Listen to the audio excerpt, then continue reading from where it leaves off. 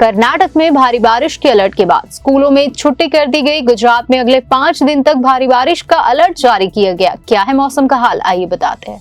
देश के अधिकतर हिस्सों में मानसून की दस्तक के साथ तेज बारिश का अलर्ट जारी किया गया है। दक्षिण पश्चिमी मानसून का असर देश के कई भागों में दिखना शुरू हो चुका है। गुजरात में अगले 5 दिनों तक भारी बारिश की संभावना जताई गई। वहीं कर्नाटक में तेज बारिश का रेड अलर्ट जारी किया गया। बारिश के अलर्ट के चलते मंगलुरु में प्रशासन ने स्कूल बंद कर दिए। उत्तराखंड और ओडिशा में भी भारी बारिश हो सकती है। मौसम विभाग ने हरियाणा, चंडीगढ़, दिल्ली में 28 और 29 जून को कुछ स्थानों पर भारी बारिश यानी कि 64.5 से लेकर 115.5 मिलीमीटर से लेकर बहुत भारी यानी 115.5 से लेकर 204.4 मिलीमीटर वर्षा होने की संभावना जताई।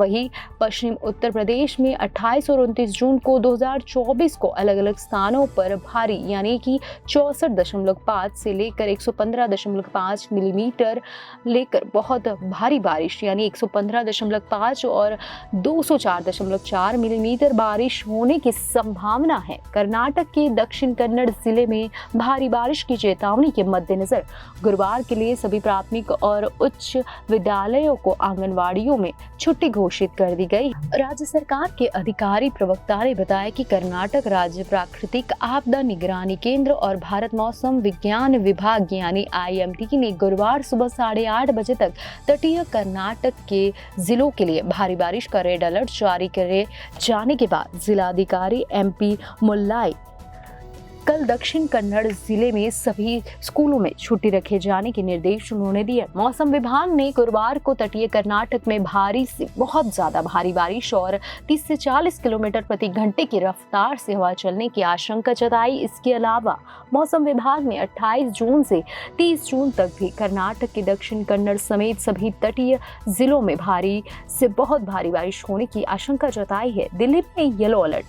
IMD ने कहा है कि पश्चिम विक्षोभ के कारण दिल्ली में मौसम में बदलाव आया है। बंगाल की खाड़ी से लेकर पूर्व और पूर्वोत्तर भारत में निचले तेज दक्षिणी और दक्षिण पश्चिमी हवाएं चल रही है। मौसम विभाग ने अगले कुछ दिनों में दिल्ली में हल्की बारिश और बूंदाबांदी के साथ साथ तेज हवाएं चलने का अनुमान जताया।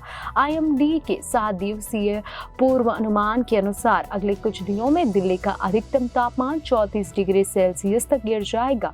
दिल्ली के लोग इस समय भीषण गर्मी से जूझ रहे हैं और जून में अब तक 9 दिन लू चली है, जबकि 2023 और 2022 में इसी अवधि के दौरान एक भी दिन लू नहीं चली थी। उत्तर पश्चिम भारत में पश्चिमी विक्षोभ के कारण अधिकतम तापमान 40 डिग्री सेल्सियस से नीचे चला गया है। मानसून आमतौर पर 27 से 29 जून के बीच दिल्ली में प्रवेश कर सकता है।